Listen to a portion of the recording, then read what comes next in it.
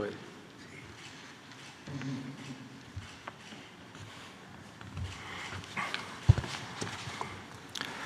Buenos días. Gracias, presidente. Vamos a tocar el tema que se había anunciado de las denuncias públicas que está haciendo el periodista Loret de Mola, pero antes quisiera explicar algunas cuestiones relacionadas con el funcionamiento del sistema de inteligencia financiera en el mundo y naturalmente en México también. Por disposición de ley, el sistema financiero y las actividades denominadas vulnerables, que son lugares donde con mayor facilidad se puede lavar dinero, que tienen que ver con juegos, apuestas, tarjetas de crédito, tarjetas prepagadas, monederos, préstamos, transmisión de derechos, derechos personales o goce de inmuebles, desarrollo inmobiliario, comercialización, piedras, metales preciosas, joyas, subastas de arte, distribución y comercialización de todo tipo de vehículos, servicios de blindaje, traslado y custodia de dinero, recepción de donativos, operaciones con activos virtuales, notarios en cuanto a transmisión o constitución de derechos sobre inmuebles, avalúo sobre bienes, constitución o modificación de fideicomisos, otorgamiento de poderes, comercio exterior y servicios personales. Son cosas que en el mundo están considerados como actividades vulnerables. Y entonces estas actividades vulnerables, así como las operaciones dentro del sistema financiero, todo tipo de ellas, son informadas todos los días a las unidades de inteligencia financiera, estableciendo unos criterios. Los criterios también proceden de la ley. Entonces, la información que llega de toda clase de actividades inusuales, pues obviamente que es archivada y es tomada en cuenta según el criterio del sistema financiero y de las actividades vulnerables. Repito, no hay un criterio oficial aquí más que el de la ley. Entonces se hace análisis, porque lo que se busca es prevenir y en su momento combatir las operaciones con recursos de procedencia ilícita y el financiamiento del terrorismo. Entonces, también proteger al sistema financiero y a la economía nacional, dice la ley. Esas son las tareas. Entonces, la Unidad de Inteligencia Financiera tiene acceso a todos los reportes y a todos los avisos que diariamente se producen. Son para la UIF, exclusivamente para la UIF. Entonces, de ahí se derivan cosas, no hay. Vamos ahora a hablar en este marco, obviamente que la UIF ha recibido, recibirá inevitablemente información de Carlos Loret de Mola y de la persona que es su socia en su propia empresa. Ahora bien,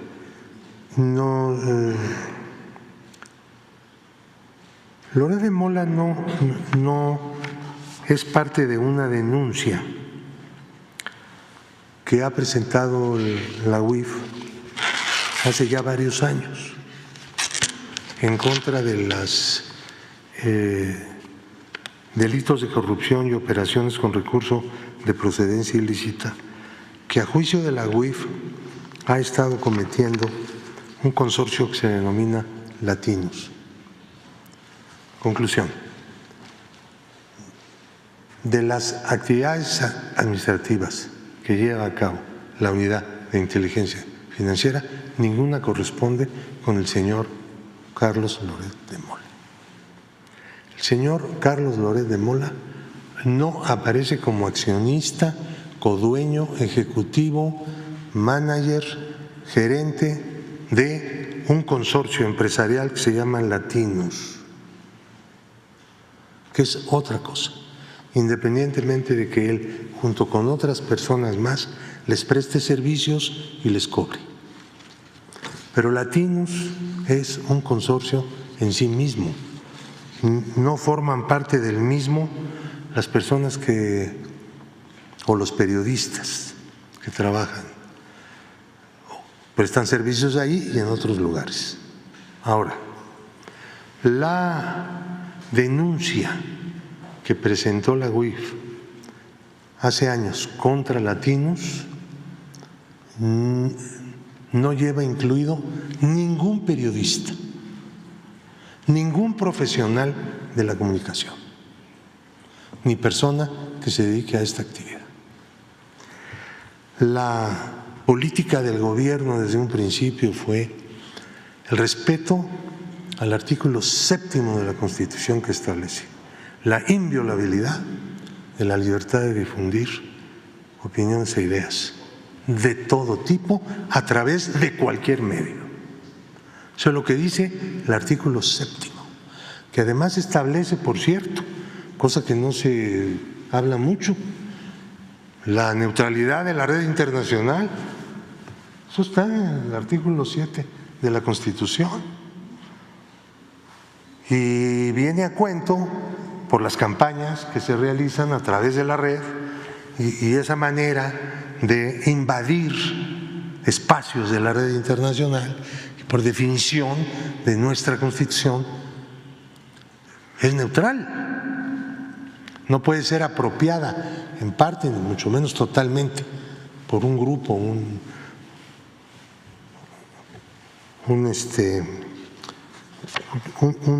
mecanismo de apropiación. Ahora, Latinos está integrado por 5 empresas. Latinos Media Group, constituida el 13 de enero del año 20, que, su dueño, como en todo el consorcio, es Cristian González Guadarrama. También Latinos Media Radio S.A., Latinos Media MX Hub S.A.D.C.B. Ahora bien,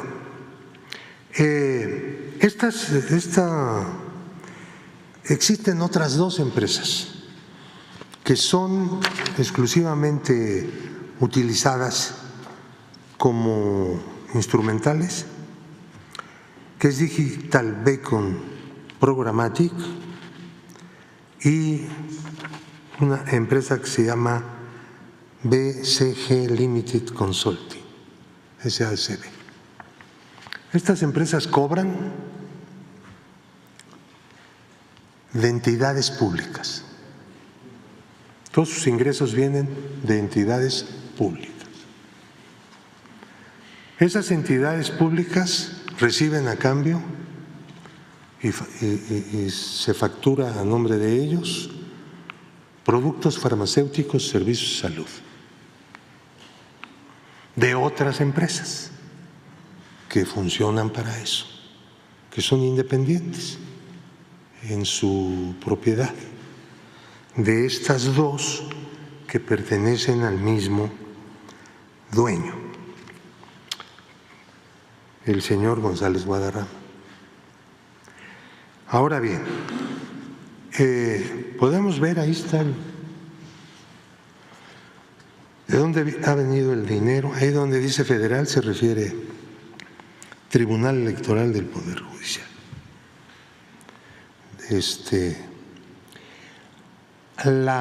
El dinero proviene de manera directa, promovido en Nuevo León, Sinaloa, Tamaulipas, de manera indirecta a través de estos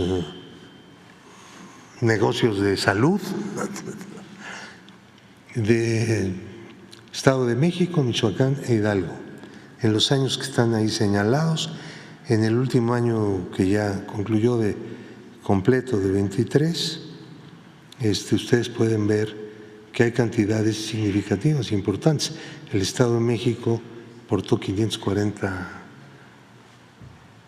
poco más de 540 millones de pesos. En total, estamos hablando de una cantidad significativa desde el año 2019 a 2024, ¿no? De 2.437 millones de pesos. ¿Por qué se ha denunciado a esta consorcio? Por actividades de lavado de dinero y también vinculados a la corrupción. La denuncia es del 20 de mayo de 2021. Entonces, no es una cosa reciente, es algo que está procesándose en la Fiscalía General de la República. Los productos de inteligencia que realiza la Unidad de Inteligencia Financiera tienen como receptáculos el Ministerio Público, las autoridades de control, tanto federales como de las entidades federativas, y otros medios también de control que ejercen los gobiernos de los estados y el gobierno federal, quienes solicitan la información que el sistema financiero le provee a la UIF. Ahora, y nosotros lo hacemos. La base para poder formular una denuncia pues tiene que ser lo que el sistema financiero le informa al gobierno. Nosotros no andamos haciendo indagatorias, no tenemos ningún registro ni llevamos ningún archivo en relación con lo que dicen, expresan o de alguna manera mencionan los medios de comunicación, ni los periodistas en lo individual, ni la gente en las redes abiertas. Podemos tomar en consideración denuncias en redes abiertas, sí, cuando se trata de cuestiones ligadas o denuncias de corrupción o de operaciones con recursos de procedencia ilícita, obviamente, ¿no? Siempre lo hacemos, sobre todo cuando se trata de personas políticamente expuestas, que son aquellas personas que están en la lucha política. No todos los servidores públicos, obviamente, son personas políticamente expuestas, pero también sus familiares y sus allegados. Y siempre que han hecho denuncias que en nuestra opinión, bueno, no tendrían por qué afectar, digamos, el curso de la lucha política, pero evidentemente que las hacen para alterar de alguna manera o incidir en la lucha política. Cuando se han hecho de servidores públicos de este nivel o de sus familiares, la UIF ha analizado la información financiera que procede del sistema financiero y de los avisos de las actividades vulnerables. Siempre. No dejamos de hacerlo, pero solo excepcionalmente hacemos los desmentidos. ¿Por qué? Esto es algo que conviene aclarar. Los desmentidos los hacen, obviamente, las personas que están siendo calumniadas, ¿sí? Y tienen la posibilidad de desmentirlo, pues a través de los medios que existen en México, en el sistema financiero, en la compra de inmuebles, en todo lo que tiene que ver. El mismo individuo, sus amigos, su partido, el gobierno, etcétera, pueden desmentir. Pero cuando se trata de estados de cuenta falsificados del exterior, el único que tiene información es la UED. Y el que tiene que aclararlo solamente puede ser la UED. Por eso lo ha hecho en varias ocasiones. Por eso recientemente se declaró que un reporte supuestamente de movimientos internacionales de carácter financiero era absolutamente falso. Pero es que nadie lo pudo haber dicho. Ni la persona calumniada, ni su partido, ni nada, ni sus enemigos, ni otros periodistas, porque bueno, también se trata de que lo que calumnia a uno pues puede ser reproducido por otros, ¿no? Como es la realidad y es la práctica. Entonces, no se trata de persecuciones, mucho menos contra personas que se tienen la connotación de ser enemigos jurados del gobierno. Y digo así porque la aplicación del artículo 7º de la Constitución es parejo y es para todos. Ahora, ¿qué ha hecho el gobierno? Pues ha evitado utilizar la vía judicial para combatir la calumnia. Y el hecho que haya sido así, que la política del gobierno no lucha contra la difamación y la calumnia a través de medios judiciales, como se hace en casi todo el mundo, es sencillamente porque el nivel de respeto a la libertad de difundir ideas que tenemos hoy día en este país, nunca lo habíamos tenido, nunca en la historia. Entonces, si me permite el presidente, en un tono aquí poco personal, le quiero responder al periodista que dijo que era una vergüenza que yo lo persiguiera a él por sus ideas y por su expresión cuando vengo del movimiento del 68, la generación que desde los años 60 luchó por las libertades en México, no tiene nada de qué avergonzarse, ni darle explicaciones a las personas que se dedican a la calumnia y hacen de ella un negocio. Hacen de ella un negocio. Y este es el caso, porque el Consorcio Latinos se caracteriza por eso con recursos públicos, pero recursos públicos ilegales. No están en los presupuestos de comunicación social ni de publicidad, sino de medicinas, de atención médica. Bueno, es un reto para el Ministerio Público. Nosotros estamos cumpliendo con nuestro deber, pero el gobierno no controla el Ministerio Público. Así está ahora la Constitución y qué bueno que así es. No estamos diciendo que esté mal.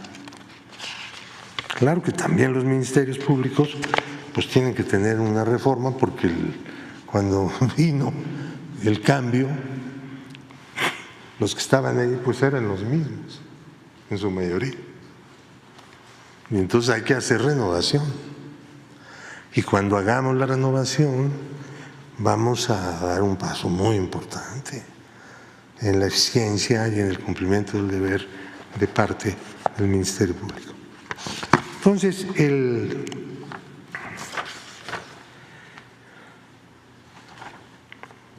punto es que todo este dinero que vimos ahí, que viene de, ya sabemos para qué se usa y cómo se distribuye, es la otra lámina. No, antes espérense tantito porque me falta algo. La tercera empresa de Latinos, con el nombre de Latinos, está establecida en los Estados Unidos, en un estado que es Delaware. Delaware es algo así como la única zona de paraíso fiscal, financiero, lavador de dinero, en el territorio continental de los Estados Unidos. País que tiene sus paraísos, pero fuera, en el medio del océano, ¿no? El único que está dentro, territorialmente hablando, es Delaware. Entonces, es un problema tener información. Sin embargo, se han obtenido informaciones a través de inteligencia financiera de otros países y la hemos comprobado con las informaciones que nos dan como inusuales los bancos mexicanos y checa. Estamos entonces averiguando si el dueño es el mismo o no. Eso no lo hemos podido comprobar porque los registros de propiedad en Delaware son muy opacos y no están a disposición del público. Es difícil conseguirlos, pero bueno, vamos a hacer la lucha, pues estamos obligados a saber de quién es el dinero, porque es dinero que llega allá con el fin de volver aquí y pagar aquí, desde Estados Unidos. Porque como hay ahí paraíso, pues es mucho más difícil rastrear. Pero lo que a lo mejor no se está tomando en cuenta es que el sistema de inteligencia financiera pues es un sistema mundial que opera, no opera tan bien como quisiéramos, pero pues sí llega a operar. Después hablaremos de un asunto que tiene que ver con esto de llevar el dinero defraudado aquí a un paraíso y luego regresarlo. Bueno, pues esto es lo que están haciendo. Vamos a verla. Pero además quiero hacer una observación. Si ustedes ven ahí el total de lo que han recibido, de lo que han recibido los colaboradores a los que les pagan desde la cuenta de Delaware,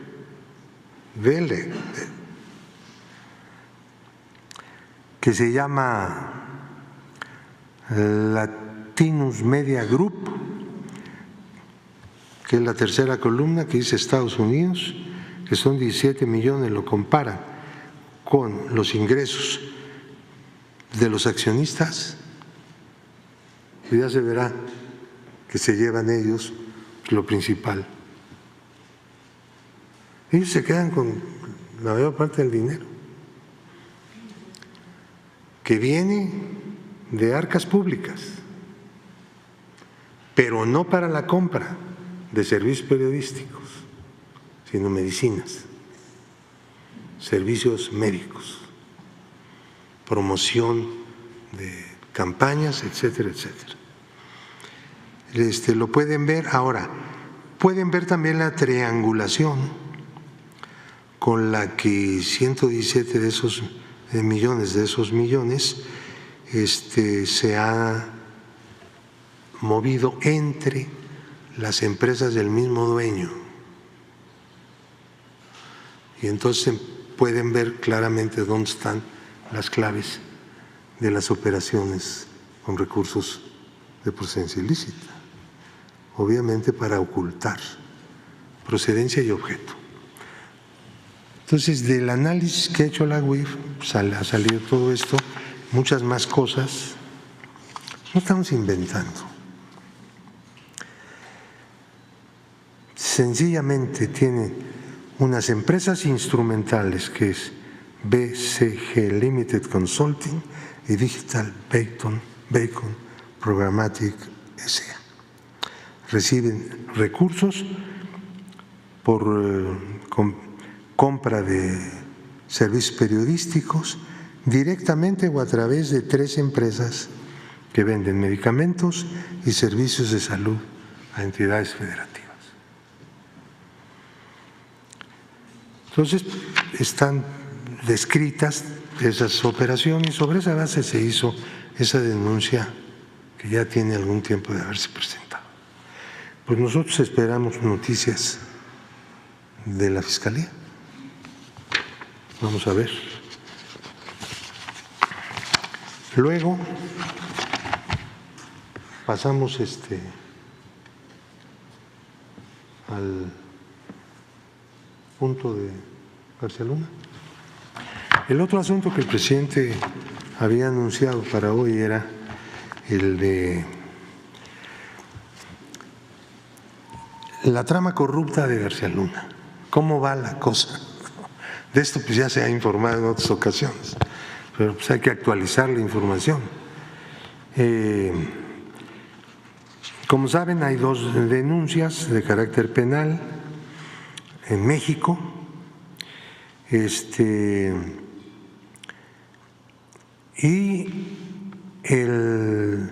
Hay una judicialización. El Ministerio Público, a partir de esas denuncias, acudió con los jueces y se expidieron 61 órdenes de aprehensión.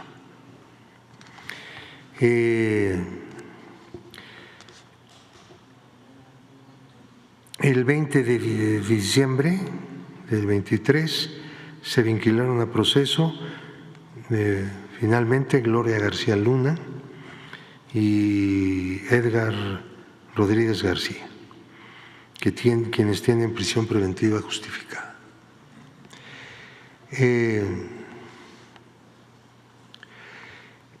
Interpol detuvo a Jonathan Alexis Weinberg Pinto, que es uno de los que están en la trama corrupta, de nacionalidad mexicana, aunque tiene pasaporte de otros países, y creo que también nacionalidad estadounidense.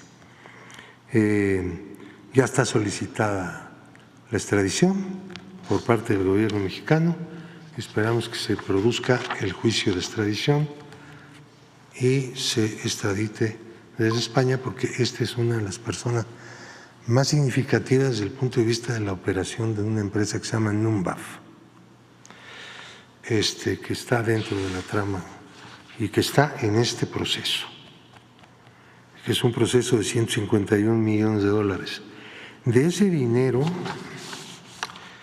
pudimos identificar que lo cobraba a instancias oficiales y se enviaba al Occidental Bank en Barbados, es un paraíso,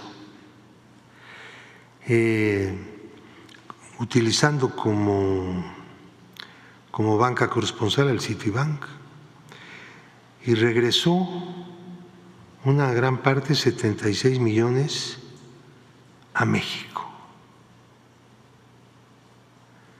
Esto sí es un hallazgo, porque cualquiera supondría que estaban haciéndole un fraude a ODAPRI, que es el organismo de prisiones, en varias obras y ventas y cosas, y bueno, pues se llevaban el dinero al extranjero, ¿no?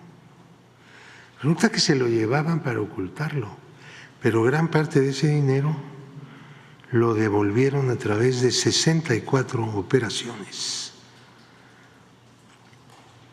utilizando cuentas de una casa de bolsa y cuentas en un banco, en 2 bancos de México. Hay 16 empresas que son receptoras de este dinero, algunas de las cuales 8 de las 16, o sea, la mitad, están listadas por el SAT en el artículo, lo conocen ustedes, 69B del Código Fiscal, que son los factureros, se dedican a hacer facturas, ¿sí? O a hacer contabilidades falsas. Esta era la manera como estaban trabajando. Eso es lo último que hemos descubierto en relación con esta trama corrupta de García Luna. Ahora, tenemos otro proceso, naturalmente, no solo el proceso penal mexicano, tenemos el proceso civil en Florida, en Estados Unidos, por los cuales estamos reclamando casi 700 millones de dólares, que no es cualquier cosa. Entonces, el proceso civil en este momento se encuentra en etapa de descubrimiento probatorio, se le llama, ¿no? Donde las partes recaudan y aportan evidencia para probar sus pretensiones o su defensa. El juicio debe abrirse, según la juez, en enero del año 25.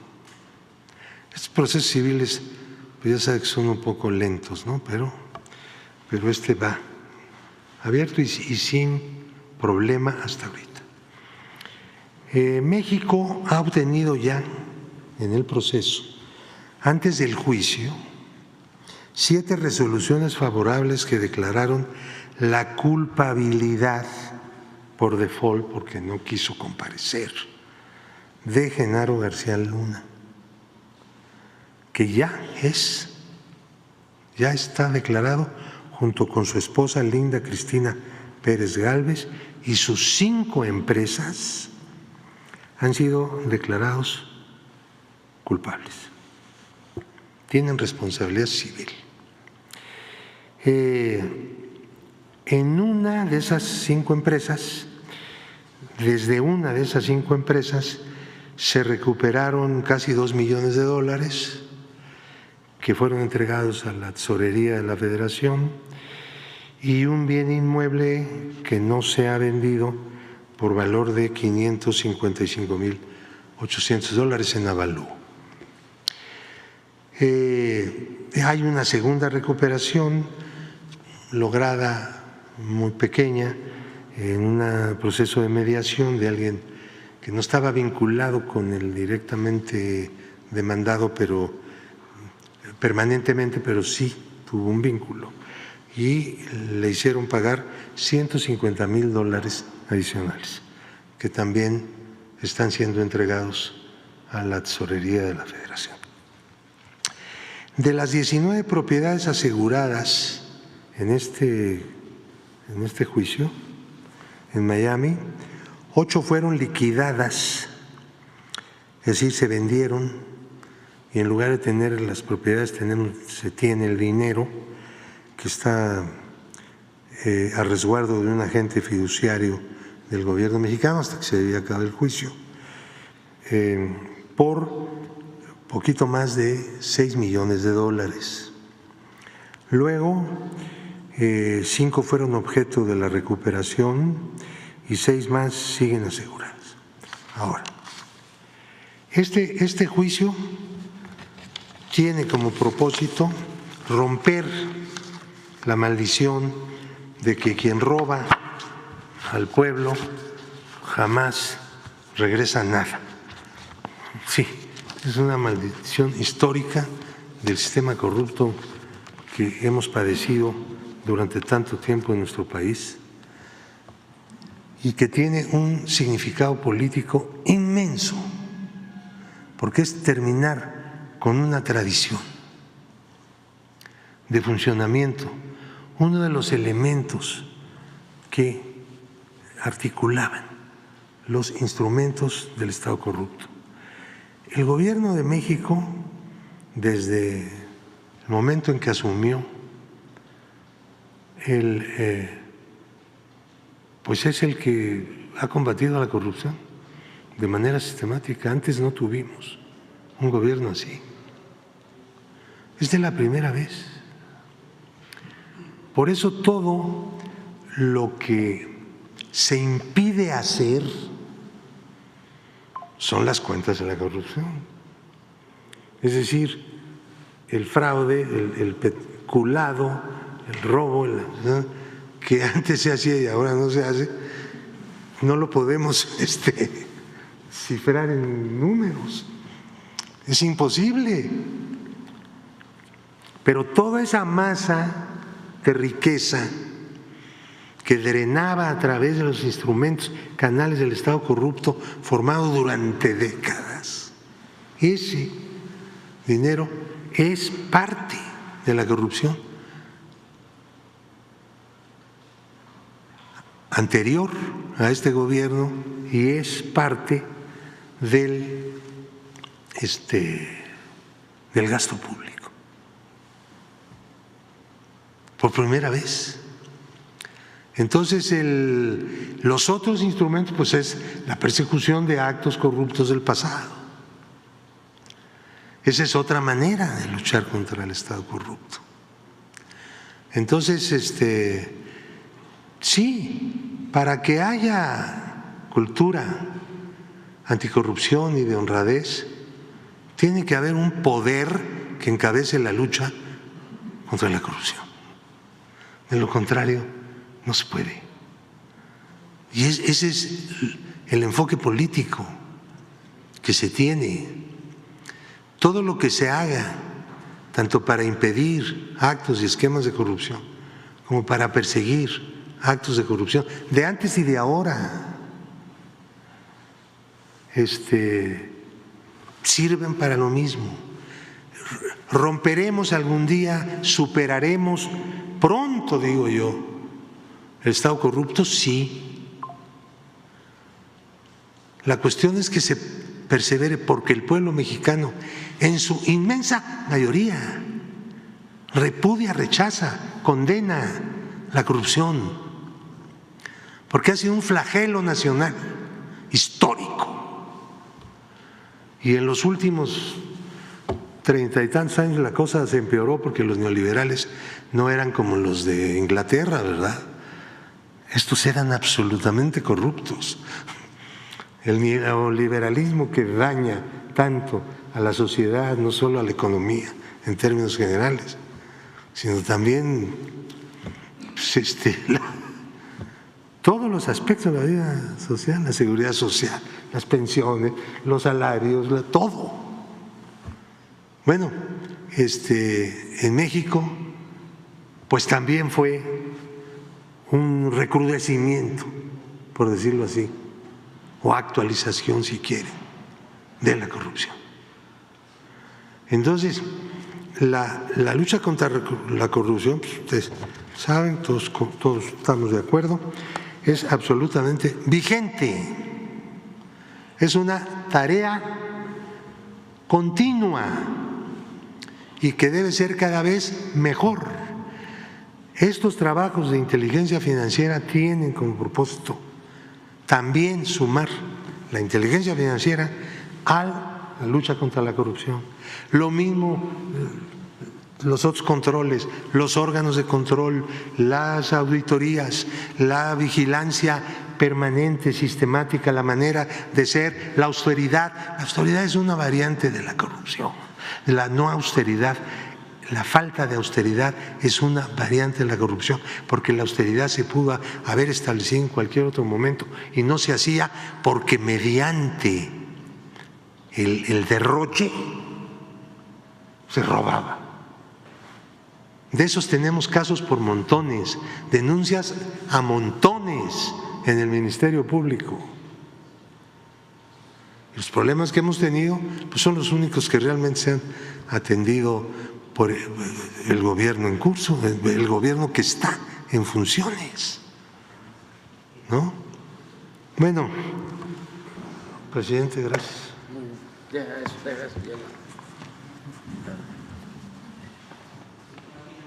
Vamos a recoger.